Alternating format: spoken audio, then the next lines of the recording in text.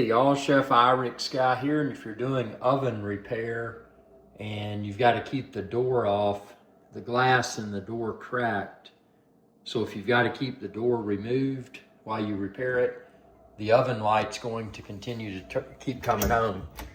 As you can see here in the bottom, when I open it, the oven light comes on, and there's this little bitty knob right here.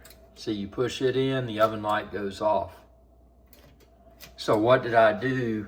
Since I don't have a door on the top oven currently, what did I do to prevent the light from coming on? Well, I got a very secure piece, or actually pieces of duct tape, and I taped it down so it won't pop up.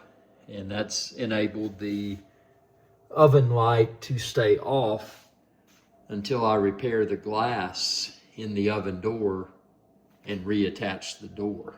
So if you were troubled by this, I hope this video helps. If it did, not required, but you can choose to send me a super thanks.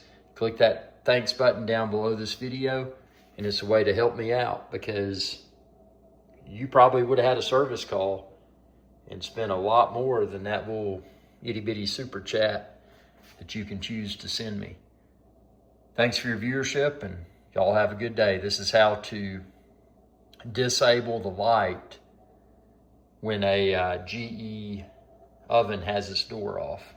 Y'all have a good day. Hey y'all, Irix Guy here. I hope you enjoyed this video, and please be sure to subscribe to my channel, and when you do, ring that bell icon to be notified whenever I post another video.